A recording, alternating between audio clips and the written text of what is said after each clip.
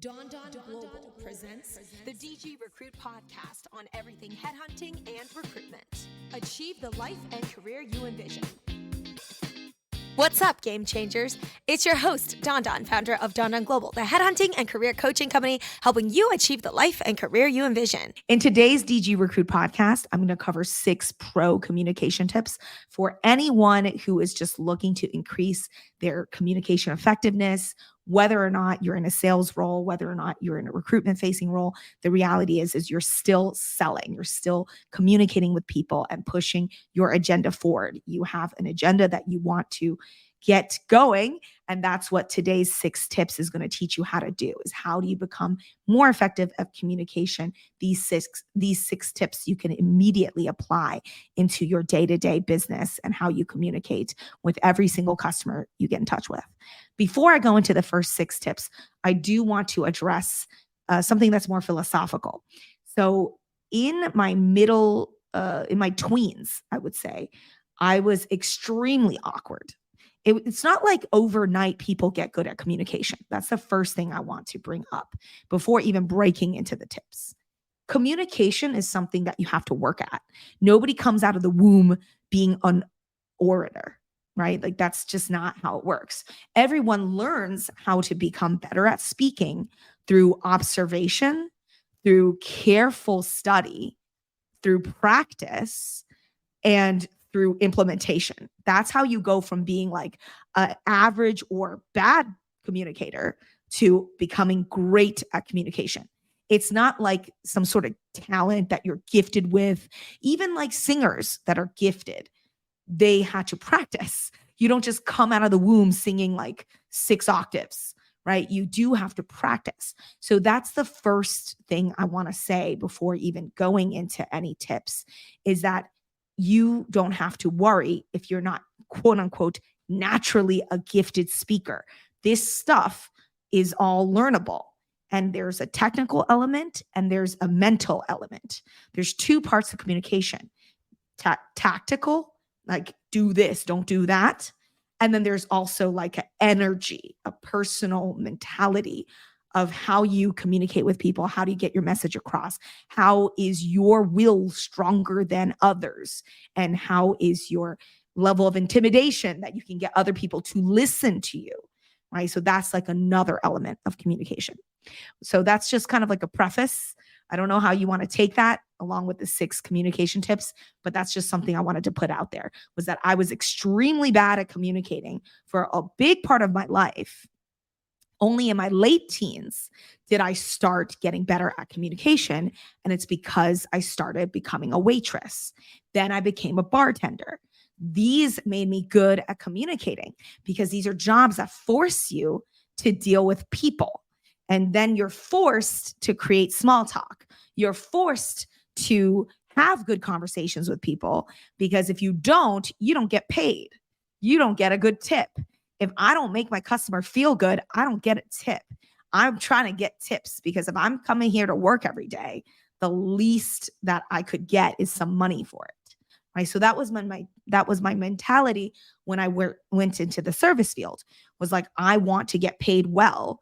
In order to be paid well, I have to be nice to people, get them to like me, and that will translate into money earned into my pocket. All right. So the first tip I want to give you is this concept of the 80-20 rule as it applies to communication patterns. You might have heard of this 80-20 concept. It's called the Pareto principle. This is a very magical number, 80-20 or 20-80. And the idea is that you can apply it to any realm. And the way I interpret the Pareto principle as it relates to communication guidelines and communication patterns is that in the first 80% of the phone call, I want to be doing 20% of the speaking. In the last 20% of the phone call, I want to be doing 80% of the selling. That's how I look at conversations. The reason being why there is such a difference between the first 80% of the conversation versus the last 20% of the conversation is that I need to gather information. If I don't have enough information from the first 80% of the phone call, I don't even know what to sell to. So this is a common mistake that salespeople make, is that they go into the sale too soon. In fact, there are people that start demos without ever having a proper conversation with the customer, which is like terrible sales practice. I've had salespeople pitch me a demo without even having a longer than 10-minute phone call, which is a huge waste of their own time. Because if you don't even know what to sell to and you just go into sales mode, you are blindly selling. And that is a very dangerous place to be. And this is where I refer to this concept of loving to hear the sound of your own voice. These people who do the demos, they love talking, but it's not effective. They're not going to close a lot of the sales that they're attempting to earn. And the reason is because they're selling so blindly and they're so self-absorbed, they're not even engaging with their customer. So this is a humongous waste of their own time. It's terrible sales practice. So the best sales practice is spend the majority of the call fact finding. When we were trained, this is called fact finding needs analysis. You're figuring out, what does the customer actually want? So this leads me to tip number 2. The only way to find out what your customer wants is to ask open questions. This is another humongous problem with a lot of salespeople that I talk to. They ask close-ended questions. They're always like, oh, so have you always done recruiting? Do you live in New York? Like, instead, it's like, how long have you been doing recruiting? How long have you been doing sales? Whereabouts are you based? Like, this is just programming. This is what I'm talking about. This is a tactical error. This is like an unforced tactical error. In reality, the best sales tactics are always to ask open questions. Think about true crime. When you're talking to like a murderer and you want them to tell you where the body is hidden, you don't go, did you kill somebody? They're going to say, no, I didn't. I didn't kill anybody. No, you instead go, when did this happen? When was the last time you saw this person, right? It's the same idea. You have to ask open questions, because if you ask closed-ended questions, you're just giving them an out. Are you just exploring opportunities? Are you interested in hearing about new opportunities as they come? Like, these are all closed-ended questions. Terrible habit. Instead, what are your thoughts about your career? What is your timeline like? What are the different components of your decision-making process that you have to think about? You have to totally reprogram the way that you talk when you're trying to drive business results, because a conversation has to be carefully curated in order to get the exact outcome you want.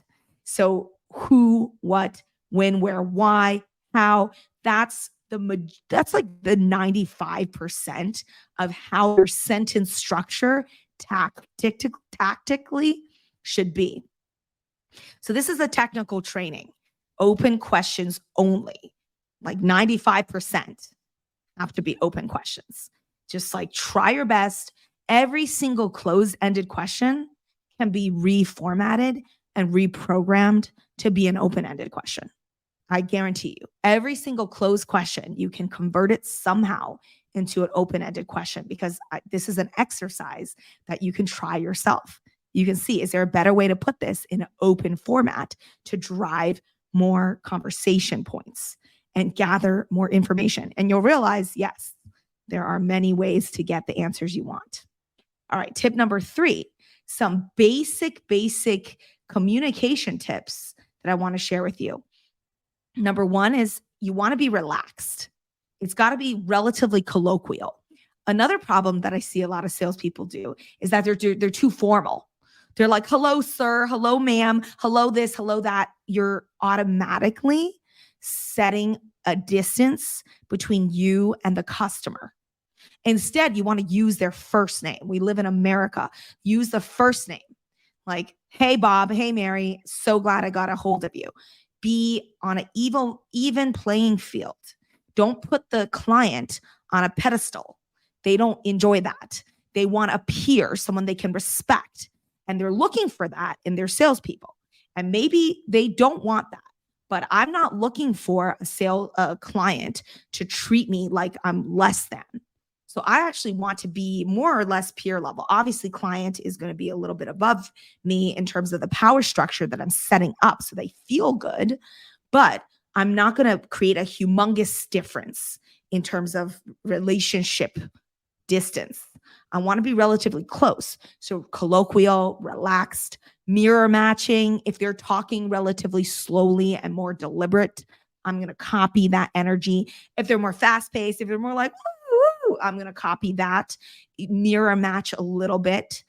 Other things are just like, I've talked about this a lot, vocal tics, downspeak, bad communication habits, using the same words over and over again. Some people have these like word tracks that they use really commonly, and it just becomes like this pattern that you notice a lot. So stuttering, vocal problems, downspeak. Downspeak is when you start ending your sentences on a downward note, which is really good. That's what you want to keep doing because it makes you sound more intimidating, more serious, more adult, more mature versus being like, can I help you? Are you looking to hire? Can I be of service? Like, that makes you sound more untrustworthy, unreliable, a little too young. So something I've been telling a lot of people who need help from a communication training like perspective, I've been telling them to take voice lessons, go to an improv class. This is where you're going to learn a lot of these techniques that professional communicators do. If you think about it, this is why like actors, I used to act, I used to sing. Sales is relatively straightforward because you're deploying a lot of the same techniques as it relates to enunciation and talking and communicating out loud. So you can get the same result if you go to an improv class or you take a voice lesson or you take some sort of class. I used to go to a lot of these classes. They're really fun. They teach you how to like improve your communication skills and you learn all sorts of exercises. I would highly recommend that. So that's another, I think every salesperson should go and absolutely take some sort of class just to help you learn even more technical ways to control your voice and how you sound. And related to that, number 4 is there's always going to be a variety of tones that every single salesperson is going to have. It's never just going to be a monotonous, like, hello, I'm calling you about a job, blah, blah, blah. It's going to be really diverse. You're going to have the cheerleader, you're going to have the coach, you're going to have the drill sergeant, you're going to have the headhunter, you're going to have the parent, you're going to have the colleague, you're going to have the friendly voice, you have the consultant voice. There are so many different tones and personalities that you can jump into when you're talking to clients and candidates. Because sometimes you're in the consultation mode where you're just giving them market data. Sometimes you're giving them advice, and that's more like coming from a headhunter perspective. Here's what you're doing right. Here's what you're doing wrong. You might even be a coach at a given point to help a candidate get their conversation going, help them get better at communicating their tell me about yourself or whatever it is. The reality is you got to put on various hats and personalities to get your candidates and your clients seeing the different sides of you, because you're not just this like one voice, one tone the whole time. You can't just be friendly the whole time. Hello. Yeah, that sounds great. You can't just do that the whole call. There has to be a variety of personality styles. Actually, I'm going to point out that that is an interesting point you made, and I'm going to talk about that a little bit more. There has to be personality in order to make yourself more believable as a real person that is easy for people to connect with. So personality phenotypes, the tones that go with those personalities matter. If a candidate or a client is wiling out, you have to set them back on track. Drill sergeant comes in, excuse me, I got to bring this up. That's probably not in line with the market. And here are the reasons why. Your voice is going to take on a more steely quality, less friendly. If a candidate is feeling nervous, feeling insecure, you want to make them feel more supported. Then you become the cheerleader. Hey, you know what? I believe in you. I know you can do this. This is what I would suggest. How are you feeling now? You're the therapist, right? There's so many different profiles and roles that you must take on in order to connect with your customers and help them get to where they need to go. The 5th tip is don't just sell all the good stuff. There's another thing that mostly junior salespeople fall into the trap of, is they're too positive. All they want to do is sell the good things. Oh, this job is perfect for you. Oh, this client is awesome.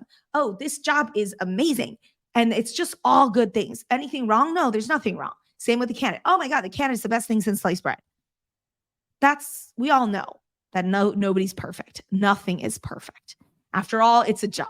A job is a job. It's not a vacation. We don't call it a vacation. It's a job. So it's not perfect. There are going to be pros and cons. It's actually more believable if you're more upfront with the good, bad, and ugly versus just saying, oh, everything's great. Everything's perfect. Everything's just like positive toxicity. Everything's like amazing all the time. It's not realistic, right? Anyone who's been around the block know that nobody's perfect, know that nothing is amazing all the time. So this is called the sweet and sour, the sour and sweet, the salty and sweet, sweet and spicy, whatever you want to say. It's just not going to be perfect, but there is going to be an element of being fair at the very least and being able to communicate that with your customer. The last tip I'm going to give you is don't lose control of the call. Every single call is a battle for dominance. That's what it is. It's a battle for dominance at the end of the day. Even though you think you're having a conversation, because you're in a professional sales capacity, you're trying to drive a result and you're trying to get to where you need to go. You are leading the charge on that phone call. So at the end of the phone call, for instance, some candidate calls, my goal might be to vet them. Should I represent them or not? That could be the goal of the call. The call with an initial candidate intake call, the point is to interrogate them, vet them through, figure out, is this someone I can place? And if I can place them, when is the opportune time to do so? And how can I set up the relationship in between point 0 to placement? What is the right next move, right? Like that could be the initial goal of the call. With a client, the initial goal of the call could just be to build rapport, and that's it. But every single call, there's a goal. And you should always know what that goal is. Is it to pull a ghost spec? Is it to build rapport? Is it to get a live rec? Is it to pull a meeting? Is it to pull competitor data? Is it to sell your business, your recruitment practice over your competitors? Is it to gather intel? There should be like multiple goals. Some of them are smaller, some of them are bigger, but you are strategic. And these calls are made for you to get the information you're looking for.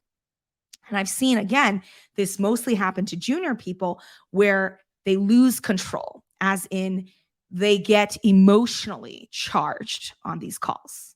And I've seen this happen. It's very sad when it does happen because it comes out of nowhere. The person on the phone call all of a sudden loses their cool emotionally. And that's very, I don't know, it hasn't happened to me because by the time I got into recruitment, I was already like a very hardened person, working in so many restaurants, working at so many terrible places and dealing with people of all different types that I was always ready to be insulted, to be attacked, to be verbally demeaned, to be to be treated with disdain. I was ready for all of those things. So I think that every single person who goes into a communications job has to be ready for that. You have to know that the risk is there. Maybe 80% of your calls will go well, but 20%, they're going to get gnarly. They're going to be rude. They're going to be questioning your ability. They're just not going to be great. You might not even like this person who you're speaking with. And it might not be the majority of the cases, but the risk is still present. So the 4 things to maintain control of the call is, like I said, be prepared for anything, that bad things will happen on the call. Empathize. Hey, I'm sorry you feel this way. I'm sorry you feel bad. I'm sorry you're upset. I'm sorry you're frustrated. That sucks. I hear you. I understand. One time I keep sharing this story about like my worst candidate experience, and the guy would just like go off on me. He was like so crazy. He would just go off on me and like start yelling at me. And I'm like, hey, I'm sorry. I'm sorry you feel this way. I'm sorry you're getting upset. I mean, I can understand you probably are very frustrated. What would you like me to do?